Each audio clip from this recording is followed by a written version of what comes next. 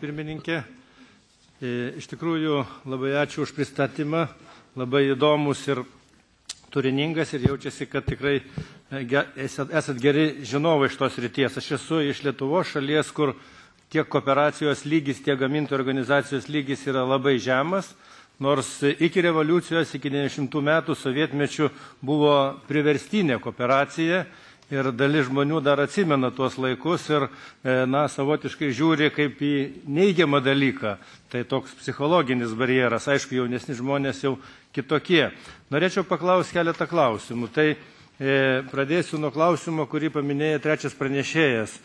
Paminėjo, kad 18% paskutiniu metu sumažėjo vartojimas Europoje vaisių ir daržovių.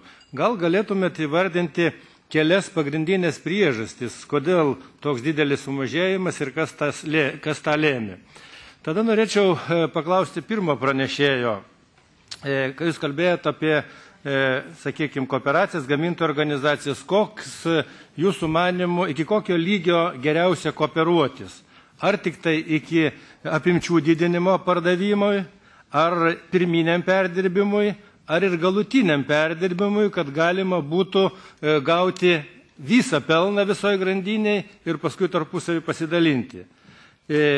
Kitas klausimas, taipogi norėčiau paklausti, jūs kalbėjote apie ūkių stambėjimą, apie, reiškia, gamintojų organizacijų stambėjimą, kooperatyvių organizacijų stambėjimą.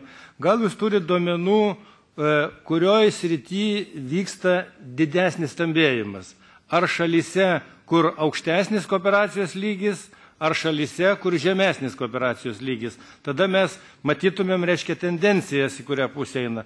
Na ir paskutinis klausimas, kurį norėčiau užduoti, manau, kad jisai svarbus ir tose šalyse, kur didelis kooperacijos lygis ir mažas, tai sąžininga atsiskaitimo grandinė.